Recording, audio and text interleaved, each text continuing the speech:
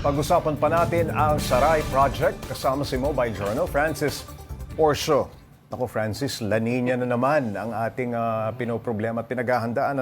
Gaano katagal dinedevelop itong Saray? Kumusta naman ang paggamit sa mga datos at epektibo ba? Pops J, since 2018, sinimulan ng UP Los Baños yung pag-aaral para nga sa paggamit itong technology or yung mga data coming from space satellites.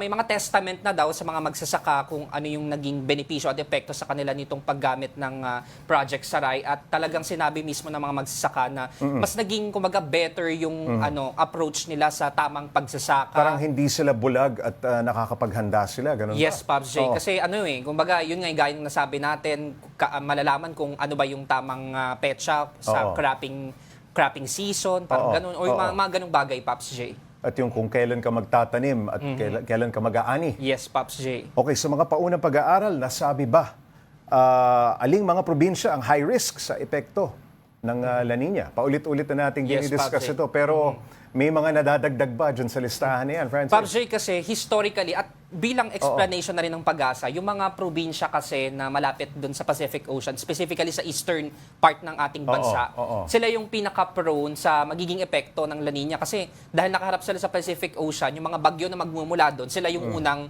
makakaranas. Yun yung dinadaanan historically, ano? Yes, Pops J. At sila yung unang, kumbaga, inuulan, binabayo ng malalakas na hangin dahil sa bagyo. Kaya yung mga sakahan na nandun, sila yung pinaka-prone doon sa effect or impact ng bagyo. Pero paalala din naman ng Pag-asa, yung mga nasa low-lying areas, yung mga sakahan na mababa ang topography or yung elevation ng lupa, yun din yung mga prone sa bahain man or malulubog sa baha. Nalalapit na, Francis, ang nagbabadyang La Nina. Nasabihan na ba ang ating mga magsasaka? At paano ang kanilang ginagawang paghahanda? Pops J, patuloy naman daw yung coordination ng Pag-asa sa mga LGUs kasi ngayon mas ini-improve pa nga nila yung communication sa mga LGUs.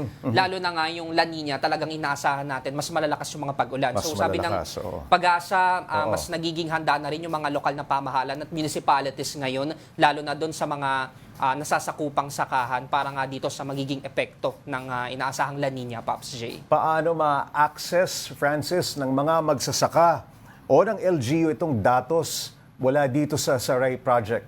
Pops J, tuloy-tuloy yung coordination at yung partnership din ng UP Los Baños at ng DOST sa mga state universities and colleges. Tapos yung mga SUCs, kumbaga nakikipag-connect din sila sa mga LGUs ng kanilang lugar para naman ma-implement at magamit yung mga data nga ng Project Saray doon sa kanilang lugar. Kaya sa ngayon, yung pinakita natin, maraming probinsya na rin yung kumbaga nakikinabang dito sa teknolohiya na inintroduce ng UP Los Baños.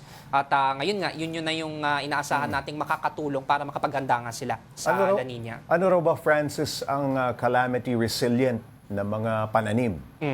Pops J, kasi lalo na itong La Nina, talagang dahil bagyo yan malalakas na ulan, wala tayong, kumbaga... Walang exempted. Yes, Pops J, pero may mga alternative na farming method na pwede nating magawa para halimbawa makumita pa rin yung mga magsasaka. Halimbawa yung hydroponics kasi nga, Pops J, yung hydroponics, climate resilient siya kasi walang pinipiling panahon para makapagpalago ng mga gusto mong itanim doon sa hydroponics farming. Mas matubig so, isa yun, mas Pops gusto J, niyan. sa mga pwedeng solusyon na pwede nating magawa sa pagsasaka. Farming technologies pa rin ang kasagutan. Maraming salamat, Mobile Journal, Francis Orsio.